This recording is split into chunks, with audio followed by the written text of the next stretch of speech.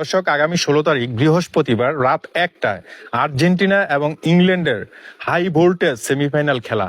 সেই খেলায় আসলে কি হতে পারে সম্ভাব্য একটি ধারণা আপনাদেরকে দেওয়ার জন্য আমি চলে আসছি দেলোয়ার কাকার কাছে। যেহেতু আমরা ধারাবাহিকভাবে এই ধারণাগুলো দিয়ে আসছি, দ্যাটস ওয়াই আবারও চলে আসছি। যেহেতু বাংলাদেশে আর্জেন্টিনা এবং ব্রাজিলের সাপোর্টার বেশি, ব্রাজিল চলে গিয়েছে বিশ্বকাপ থেকে, আর্জেন্টিনা স্টিল নাও এখনো রয়েছে, সেমিফাইনাল খেলবে ইংল্যান্ডের সাথে। সেই খেলায় আসলে কে এগিয়ে থাকতে পারে, ফলাফলটা কি হতে পারে, একটা সম্ভাব্য ধারণা দেওয়ার চেষ্টা করছি। আমি দেলোয়ার কাকার কাছে সরাসরি চলে যাচ্ছি। দেলোয়ার কাকা, পান খাচ্ছেন? কাকা, আর্জেন্টিনা এবং ইংল্যান্ডের যে সেমিফাইনাল খেলা, সেই খেলায় কি হতে পারে, আপনার ধারণা কি?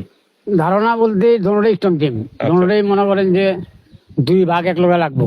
আচ্ছা, কারো ওইটা দিয়ে ফেলাইতে পারবো না। ভাগে ভাগে লড়াই। লড়াই কেন?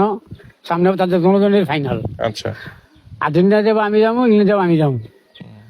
খেলার মাঠে গেলে না আপনি বোঝা যায় জিনিস আসলে কে কি করে না করে, কে কিরম পারবো। ভালো যে খেলবো এত যাইবই, হ্যাঁ হ্যাঁ, তা আমি একটা সম্ভাবনা ধারণা দিতে পারি আর কি। সম্ভাবনা ধারণা বলতে মনে করে আর্জেন্টিনা 2, ইংল্যান্ড 1, আচ্ছা, অথবা 1-1, হুম হুম মানে ড্র। হুম, ট্রাইফিকারে গেলে কে জিতে এটা কোনো নিশ্চিত না। তারপর আমার ধারণা আর কি হুম, আর্জেন্টিনা জিতার সম্ভাবনাই বেশি, আর্জেন্টিনা জিতবে। সম্ভাবনাই বেশি, কারণ আর্জেন্টিনা কয়েক ট্রাইফিকারে জিতছে।